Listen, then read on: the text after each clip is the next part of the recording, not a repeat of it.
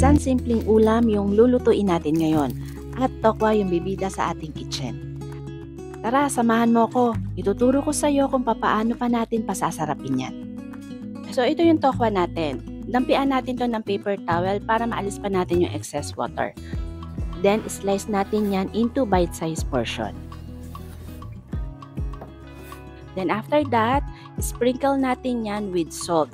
Palalabasin lang natin ng konti yung water pa dito sa ating tokwa para mamaya kapag naprito na yan, mas magiging crispy. So, i-rest muna natin yan for at least 5 minutes. After ng ilang minuto, lumabas na yung iba pang liquid dito sa tokwa natin.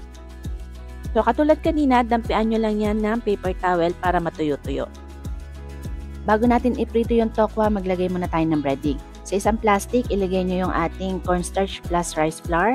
Kung wala naman, cornstarch na lang. Pwede naman salt and pamintang durog. Haluin muna natin yan bago natin ilagay yung ating mga tokwa. Tapos alug-alugin nyo lang yan para makoat yung mga tokwa nung nasa loob.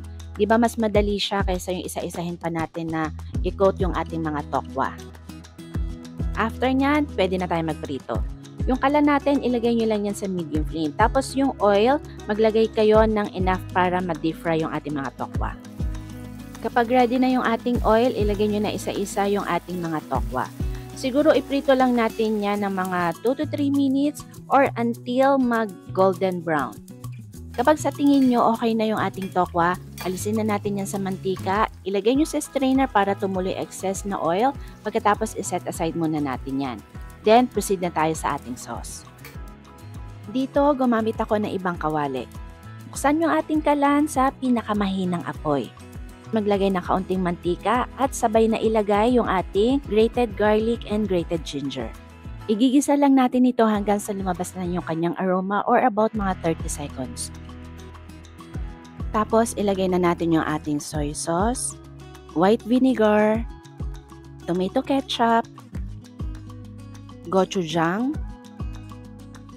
honey, brown sugar, gochugaru or Korean chili powder, a little bit of salt and ground black pepper,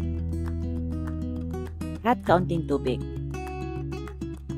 Haluin natin ng maigi at isimmer natin yan for around 2 to 3 minutes or hanggang makita natin na medyo lumalapot na yung ating sauce. Kapag sa tingin ninyo okay na yung sauce, ilagay na natin yung tokwa. Haluin lang natin na maigi yan para makoat yung mga tokwa natin. Then after that, maglagay na tayo ng sesame oil, spring onions, at yung ating toasted sesame seeds. Haluin lang ulit natin. At pwede na natin niyang iserve. At mga kaminang, ito na yung aking version ng spicy crispy tofu. Kaya kung gusto mo pa ng mga ganitong recipes, don't forget to subscribe.